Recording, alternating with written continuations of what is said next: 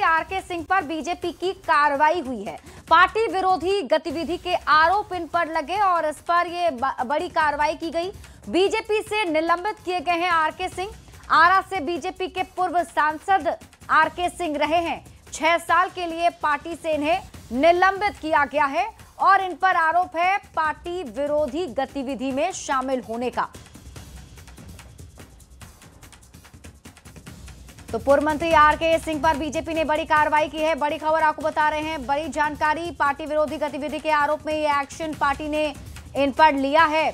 R K Singh BJP से निलंबित किए गए हैं। 6 साल के लिए पार्टी से निलंबित किए गए। आपको बता दें कि आरा से बीजेपी के पूर्व सांसद रहे हैं आरके सिंह और पार्टी ने ये बड़ी कार्रवाई की है। 6 साल के लिए पार्टी से निलंबित आरके सिंह को कर दिया गया है। तो चुनाव संपन्न होने के ठीक बाद ये बड़ी कार्रवाई बीजेपी की तरफ से आरके सिंह के खिलाफ की गई है। आरा से बीजेपी के पूर्व सांसद रहे हैं। 6 साल के लिए पार्टी से इन्हें निलंबित किया गया है। पार्टी विरोधी गतिविधि में शामिल होने का आरोप है। विधानसभा चुनाव में एनडीए की प्रचंड जीत के बाद बिहार की राजनीति में हलचल काफी तेज हो गई है। मुख्यमंत्री आवास पर हलचल बढ़ती हुई दिखी।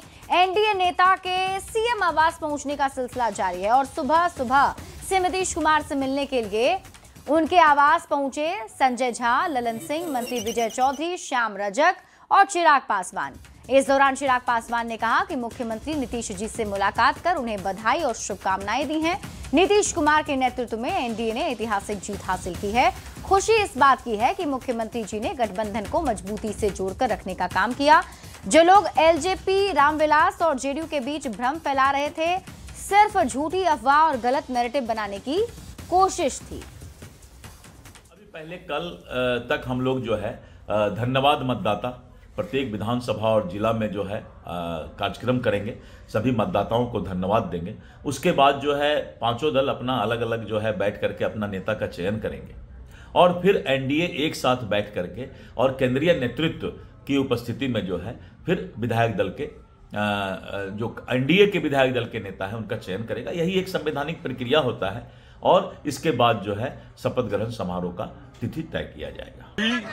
मुख्यमंत्री जी से मुलाकात कर सिर्फ मुख्यमंत्री जी को बधाई देने, शुभकामनाएं देने आए। जिस तरीके से मुख्यमंत्री नीतीश कुमार जी के नेतृत्व में एनडीए गठबंधन ने एक ऐतिहासिक जीत हासिल करने का काम किया है, ऐसे में उनसे मुलाकात कर लोक जनशक्ति पार्टी रामविलास का एक प्रतिनिधि मंडल उनसे मुलाकात कर उनको से बधाई शुभकामनाएं देने आया था। खुशी है इस बात की कि मुख्यमंत्री जी ने जिस तरीके से एनडीए गठबंधन के हर एक घटक दल की भूमिका को सराहने का उन्होंने काम किया। मैं तो सबसे पहले आपके चैनल के माध्यम से पूरे बिहार वासियों को, पूरे बिहार के मतदाता मालिकों को मैं उनको उनके प्रति आभार प्रकट करता हूं कि बिहार के लोगों ने जो है सुशासन और विकास पर मुहर लगाई है। हमारे नेता माननीय मुख्यमंत्री नीतीश कुमार जी के जो 20 वर्षों की उपलब्धि है और माननीय प्रधानमंत्री नरेंद्र मोदी जी के और दोनों नेता की करिश्माई जोड़ी पर लोगों ने भरोसा जताया। जिस तरीके के दावे किए जा रहे थे विपक्ष के जरिए से, सर क्या कहिएगा उनका? विपक्ष तो इसी तरह से दावे करेंगे। कोई विपक्ष के पास कोई मुद्दा ही नहीं था। विपक्ष तो जो जनता जानती है कि कौन लोग काम करने वाले, कौन लोग काम करने वाले नहीं, कौन लोग वोट की राजनीति करते हैं, कौन लोग वोटर के बारे में सोचते हैं। हमारे नेता वोटर के बारे में सोचते हैं। हमारे नेता वोट की राजनीति कभी नहीं की, वोट की चिंता कभी नहीं की। हमारे नेता वोटर की चिंता की कि कैसे खुशहाल होंगे, कैसे उनकी जीवन यापन बेहतर कैसे होगा, उनकी आर्थिक, सामाजिक, शैक्षणिक स्थिति कैसे बेहतर होगा। तो जनता समझती, तो जनता अस्थायी रूप से जो विपक्ष को घर बैठाई। कब तक शपथ ले लिए जाएंगे? नहीं, देखिए ये तो विशेषकर जब हमारे एनडीए घटक दल के नेता बैठेंगे और उस पर निर्णय होगी। बिहार चुनाव में बेहद खराब प्रदर्शन के बाद आरजेडी के राज्यसभा सांसद मनोज झा ने कहा, ये एक बड़ा चुनाव था, नतीजे महागठबंधन के पक्ष में नहीं थे। इसका तुरंत मूल्यांकन करना कहीं से भी ठीक नहीं है। जो पहले बिहार में ज्वलंत मुद्दे थे वो आज भी रहेंगे।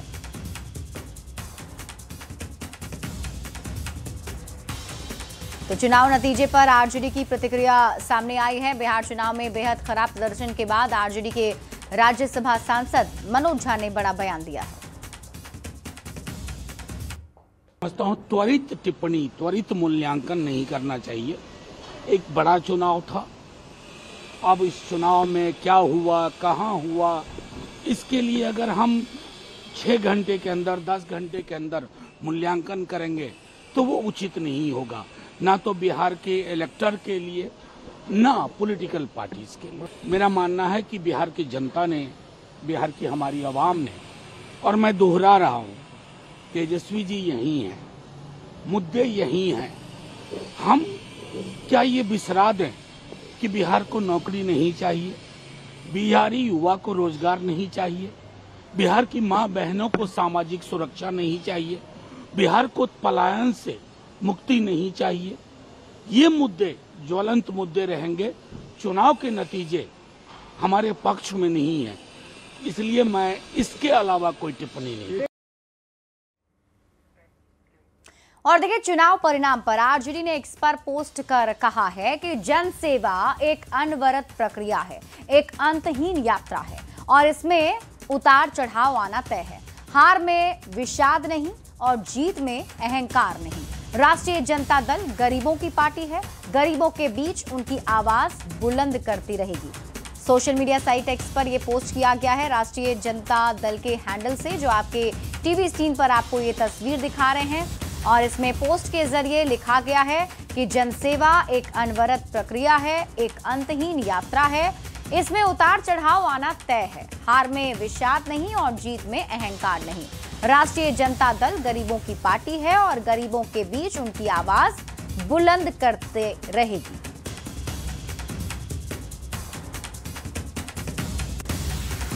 वहीं नतीजे आने के बाद से जनसुराज के संरक्षक और रणनीतिकार प्रशांत किशोर चुनावी मैदान में पूरी तरह से पस्त हो चुके हैं।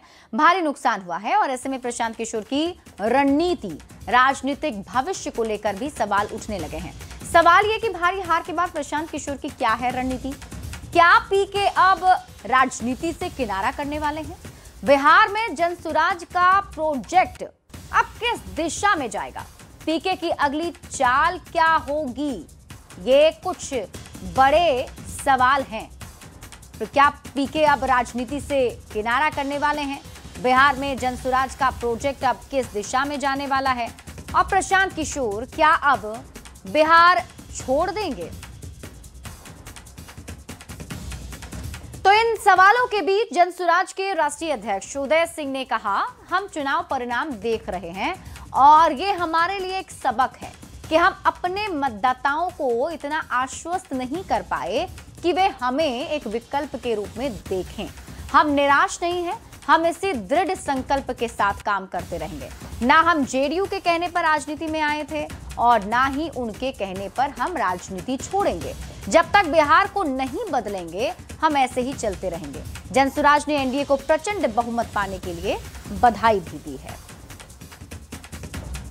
चुनाव परिणाम को हम देख रहे हैं कि हम लोगों के लिए सीख है कि हम लोगों ने अपने मतदाताओं को उतना भरोसा नहीं दिला पाए कि वो हमको विकल्प के रूप में देखे, और जब अंत में वो डर गया कि आरजेडी की व्यवस्था न बन जाए तो वो एनडीए की तरफ शिफ्ट हो गया। लेकिन हम कहीं से भी हताश नहीं हुए हैं, हमें मालूम है क्या करना है और उसी मुस्तैदी के साथ, उसी संकल्प के साथ हम लोग अपने काम में लगे रहेंगे और आने वाले दिन में जो बिहार बदलाव की बात हमने की है उसको पूरा करेंगे।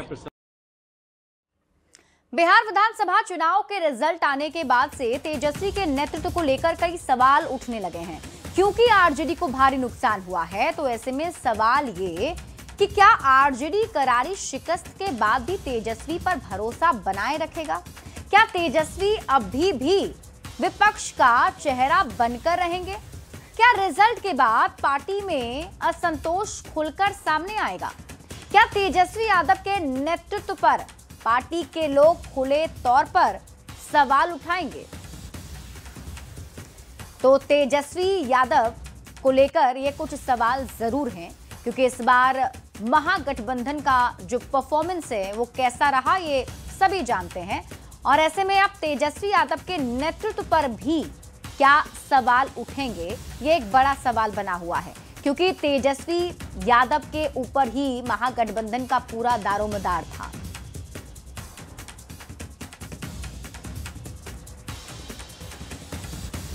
वहीं आरजेडी नेता मृत्युंजय तिवारी ने एनडीए की जीत पर बड़ा बयान दिया है। उन्होंने कहा कि बिहार में एनडीए की जीत चौंकाने वाली है, जिसकी उम्मीद ना एग्जिट पोल ने की थी, ना ही किसी ने सोचा था। उन्होंने कहा कि पार्टी नेतृत्व इसकी पूरी समीक्षा करेगा और ये जानने की कोशिश भी होगी कि ऐसे अप्रत्याशित नतीजे क्यों आए। आप लोग जीत को लेकर के बिहार की जनता पूरी तरह से आश्वस्त है कि जनता की जीत होगी और महागठबंधन की सरकार बनेगी, तेजस्वी यादव जी मुख्यमंत्री बनेंगे। ये रात, आज की रात एनडीए के लिए भारी है और आज की रात ही विदाई है। कल से नया सवेरा आएगा। नतीजे सामने आने के बाद बिहार की सियासत में तरह तरह की चर्चाएं शुरू हो गई हैं। चर्चा ये हो रही है कि क्या आरजेडी को कांग्रेस ने बिहार में फंसा दिया। आरजेडी कैंप में भी ये सवाल जोर पकड़ रहा है।